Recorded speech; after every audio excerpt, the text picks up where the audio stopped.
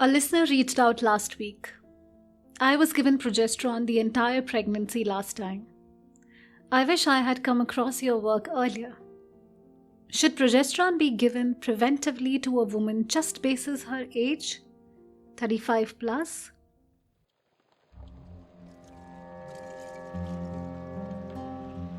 Welcome to the Birth Agni podcast, the fire that births us and transforms us. This is a space where women reclaim birth on their own terms, where deep ancient knowing meets primal courage. We talk birth, womanhood, breastfeeding, parenting, and the quiet power of choosing differently. Choosing of our own. Come as you are, leave more rooted. I'm Divya Kapoor, a childbirth educator, lactation counselor, trainee traditional midwife, and doula, disintegrating the politics of birth, one story at a time. Why is synthetic progesterone given to women? We'll discuss that today. There are two major reasons progesterone is medically given to women. Progesterone is a hormone that a woman's body produces on its own in pregnancy. It is the hormone that keeps you pregnant, along with a few others. A synthetic version, an oral capsule or vaginal capsule or an injection is given to women if you have a history of previous miscarriages, there's bleeding in the current pregnancy, you are above 35 years of age. Now the question, why is the listener regretting taking it? What does she know that you don't? Let's get straight to the answers. History of previous miscarriages, the first reason that it is given to women. If a woman had a history of previous miscarriage, progesterone is given preventively to reduce the chances of miscarriage in this pregnancy. You may ask, if a woman has a history of miscarriage, does this mean she is more likely to miscarry again? So we need to understand why miscarriages happen. We will dig into some research, papers, articles, journals, as usual, to understand this and the mapping between the lack of progesterone and miscarriage. Remember, progesterone keeps you pregnant? And this makes sense, right? Miscarriage happens if I make less progesterone and then need to take it to prevent it. Simple? Or is it? Let's get to the research by Yamini Pokhale. Cytogenetic studies of recurrent miscarriage published in ResearchGate, and it says, recurrent miscarriages is an extremely stressful condition for both the partners and physicians because it is difficult to find a reason behind it. Pregnancy loss is a common phenomenon. The frequency of the first trimester pregnancy losses are more than that of the second trimester. There are several factors responsible for early pregnancy loss, such as advanced maternal age, advanced paternal age, smoking, alcohol consumption. Other causes include immunological changes and genetic changes. Genetic changes are widely reported as chromosomal abnormalities in the affected couples as well as in the fetus. Then it goes on to say that the major cause of recurrent miscarriage is fetal chromosome abnormalities associated with continuously increasing age of women, postponing childbearing to late 30s and early 40s. Although high maternal age is also a risk factor in recurrent miscarriage, other causes primarily force this condition as the chance of having an early pregnancy loss due to large chromosomal alterations are decreasing with an increasing number of miscarriages in a couple. There's a 2 to 3-fold increased rate of spontaneous abortion in women attempting pregnancy at the age of greater than 40 because of an increased risk of chromosomal abnormalities. So here is what it really says. So thank you for staying with me while I read the sections of this research paper. So here are the two things it says. Pregnancy loss is common, one, and the number one reason is fetal chromosomal abnormality. The same for recurrent miscarriages. Age here is linked to chromosomal abnormalities, meaning even if you're older, you may have a miscarriage because of chromosomal abnormalities, meaning genetic abnormalities in the baby and in the parents. So the major cause of miscarriage is not linked with the lack of naturally made progesterone that keeps you pregnant. So should some other procedure or technique be used to prevent a miscarriage rather than just giving progesterone? Do we have a way? Another question that is often asked and comes to our mind is, does one miscarriage make a woman a candidate for the next loss? So even if low progesterone is the cause, is it necessary that this may be the cause next time? This research paper answers it. The prevalence of recurrent miscarriage is higher than it would be expected if 3 miscarriages happen consecutively only by change. Or chance, I think that's what it wants to say. Outcome of previous pregnancies is another decisive factor in the risk of pregnancy loss. For young women who have never experienced a loss, the rate of a clinical miscarriage is as low as 5%. The risk increases to approximately 30% for women with 3 or more losses, but with a previous live-born infant, and up to 50% for women without a live-born infant. So this means that you become a candidate for a miscarriage if you had 3 or more spontaneous miscarriages in your previous pregnancies. And if you still had a live-born infant at some point, your chances are less. But if you never had a live-born infant, your chances are more. That means it is related to genetic abnormalities. So remember, more than 3 miscarriages and not just 1. Often women are put on progesterone without a linking of whether progesterone is a reason for miscarriage. Often one miscarriage does not mean a threatened next miscarriage. It is after 2 or more miscarriages that the chances increase relatively. Anyway, the primary reason often is genetic abnormalities. And if you think about it, your body is wise in letting go of a pregnancy where the baby is not viable to make it to term or live after. Your body lets go and is intelligent to do so. Similarly, age does not predict low production of progesterone as the primary reason for miscarriage. It is genetic abnormalities, which is a primary cause. Another article published in Science Direct says, fetal aneuploidy in recurrent miscarriages. The remarkable incompetence of human reproduction is basically the result of fetal aneuploidy. Overall, 50 to 60% of fetal tissues from miscarriage material shows some type of cytogenetic abnormality.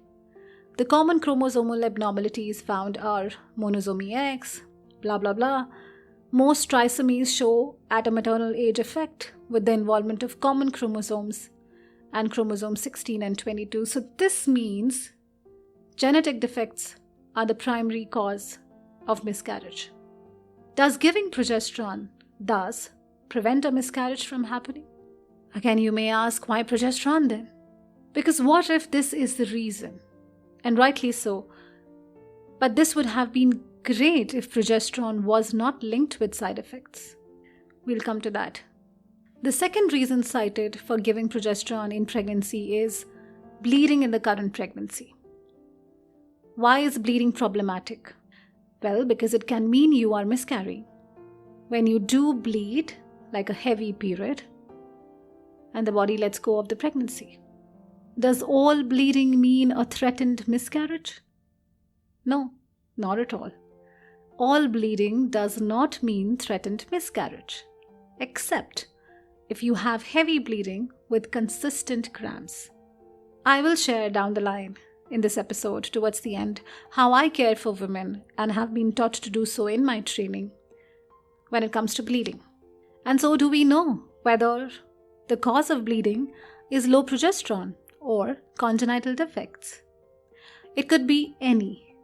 If there are congenital defects, giving progesterone will not save a pregnancy because that was never the cause, which is why many a times when women are put on progesterone, they expect that their pregnancy will continue, and sometimes it doesn't. And when they go to the doctor and say, okay, you gave me a medicine, but I'm still bleeding, the doctor says, well, beyond a limit, I can't prevent it. Probably in that case, there was congenital defects, which is the primary cause. So in a majority of cases, giving progesterone might actually simply never be useful. And in cases where it seemed to be helpful, the pregnancy must have carried on its own, because not all bleeding means a threatened miscarriage. Was this ever evaluated in a mother's case? Do you know of any examples? I will share mine towards the end of the episode. This mom said, I regretted taking it. So does it cause some side effects? Does it have some harm that, that makes her regret that she took it? Allopathy in the basic science world always has side effects. It's given basis a risk-benefit analysis when the benefits outweigh risks, because allopathy carries risk. So this paper helps us answer this. It was published in Journal of Molecular Endocrinology. It says, the effects of progestins in the nervous system. During lifetime, healthy women may assume progestin. Progestin is a synthetic progesterone which is given. Compounds in order to control ovary functions at a younger age or to limit complications of menopause. Thus, progestin compound assumed is related to the peripheral function that a woman wants to control. As previously described, a plethora of progestin molecules have been synthesized with different characteristics. However, little information is available about their effects on brain functions. Here we discuss some data concerning their neural effects in animals and in women having combined oral contraceptive or hormonal replacement therapy. So they did some study and realized that progestins did have some neural effects in animals and in women who had both the oral contraceptive therapy and the hormonal replacement therapy, which happens at menopause. So what was the conclusion?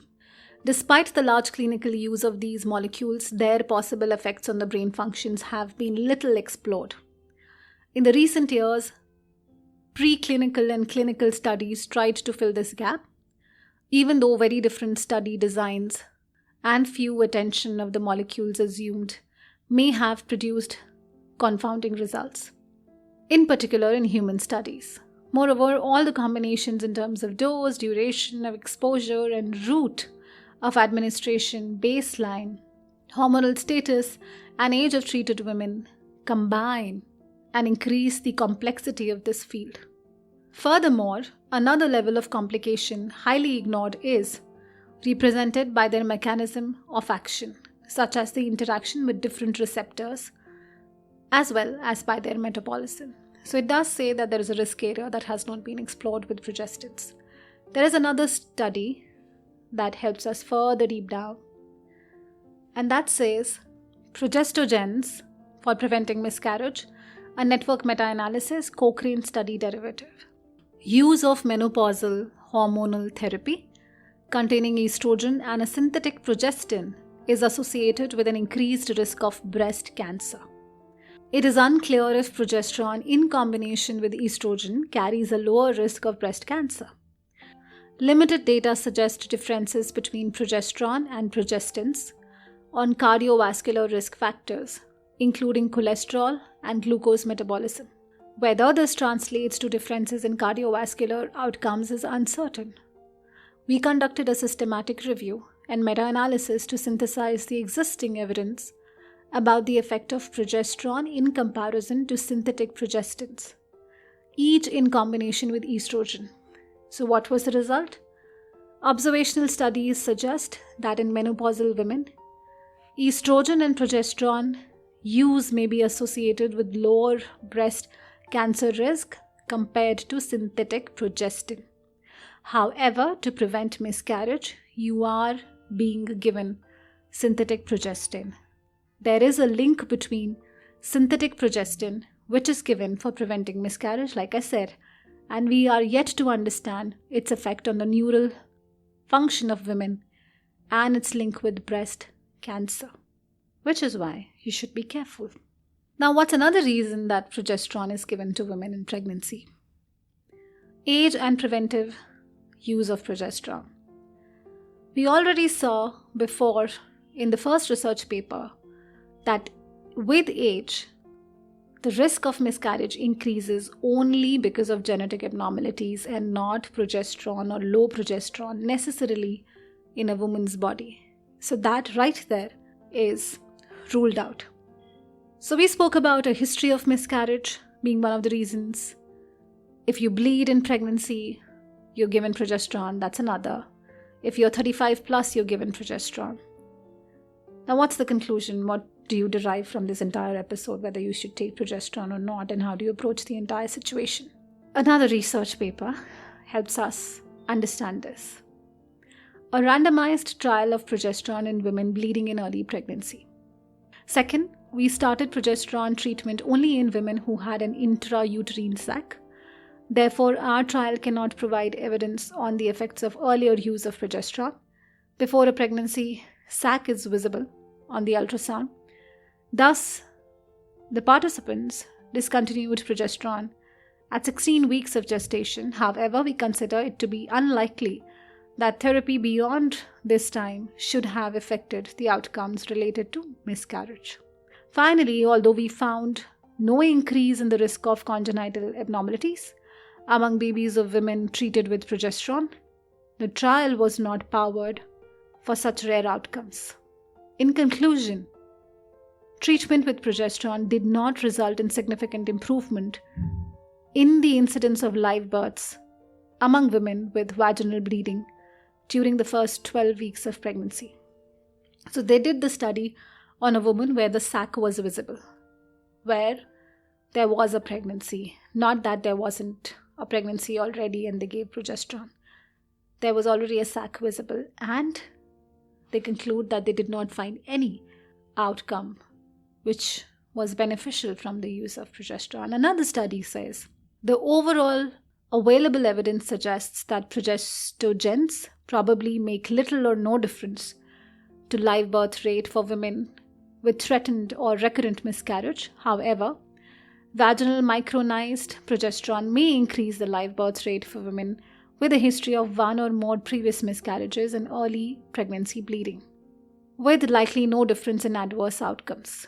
There is still uncertainty over the effectiveness and safety of the alternative progestogen treatments for threatened and recurrent miscarriage.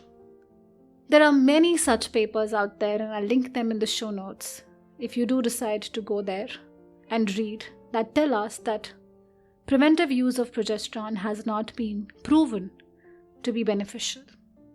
So if you do decide to go and read that up, read all the research papers that I've linked in, do subscribe to this podcast if you're listening to this for the very first time for more such content, and do not forget to give us a rating on Apple or Spotify or any other platform of your choice. We are on a mission to make informed decisions a default for parents, so you are a part of this change. Yes, you are. Now you know everything. You know why progesterone is given. You know whether it's helpful. You know what is the primary reason for miscarriage. Then what should you do if you ever come across a situation like this? Whether to take the advice for progesterone or any other procedure is an individual choice, of course. However, you do have alternatives, and you also have the bullet points now after this episode to make an informed choice. How I work with my parents in my private one-to-one general consults. As a trainee midwife, I look into their individual situation, their history, fears, and emotional space. I offer them a direction on how they can ask relevant questions to their provider and analyze their situation better. I work with certified homeopaths and Ayurveda OBGYNs who further can help parents decide which way to go. For example, sample this. Say a parent comes to me with a complaint of bleeding. My first point of assessment would be, where is the bleed coming from? What has been the stress like for this mum in the last few days? What is she eating? If the bleed is fresh or old, A fresh bleed is more likely a miscarriage than an old bleed.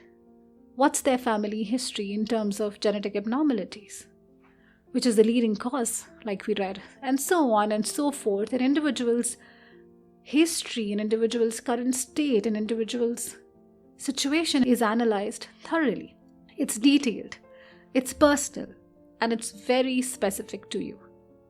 If you are somebody sailing in the same boat, or you know someone who's sailing in the same boat and would like to know where they can find the consultation booking, it's on the website www.birthagni.com. You go to the consultations tab and choose general consultation. If you would like to first interview me, which I always recommend, interview your birth team, yes, you can via a discovery call, free for 30 minutes. Again, the same place, www.birthagni.com, and go to the consultations tab and book a discovery call. And it doesn't end here. I'm offering a free childbirth guide where we discuss many medical interventions such as this and how you need to approach your birth. The first 20 applicants receive an extended guide, 5 full extra pages worth of birth wisdom. Sign up for the free resource from the website www.birthagni.com again. Link is also there in the show notes. As always, if you like our work, do share and subscribe, and I will be back with another birthy episode. Remember, you got the power. Love, Divya.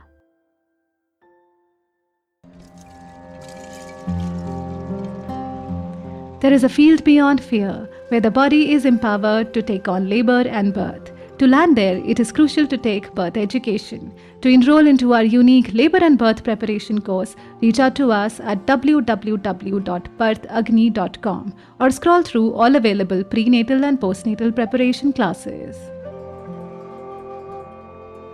Thank you for listening, all in the spirit of birth, womanhood, and freedom. Remember, you got the power.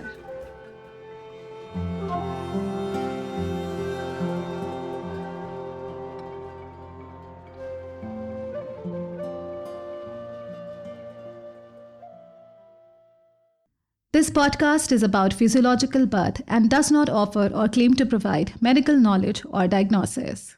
Starting a podcast with poor recording tools in the market? It was painful until I found Zencastr. Its high-quality audio and video recording along with the option of a backup makes it super sturdy and a savior at times. With an easy-to-use dashboard and super convenient tools for advertising campaigns such as reels and videos, Zencastr is my comfort choice. Go to zencastr.com/pricing and use my code BIRTHAGNI, BIRTHAGNI, and you will get 30% off of your first month of any Zencastr paid plan. I want you to have the same easy experiences I do for all my podcasting and content needs. You may also explore their free hobbyist plan to begin with.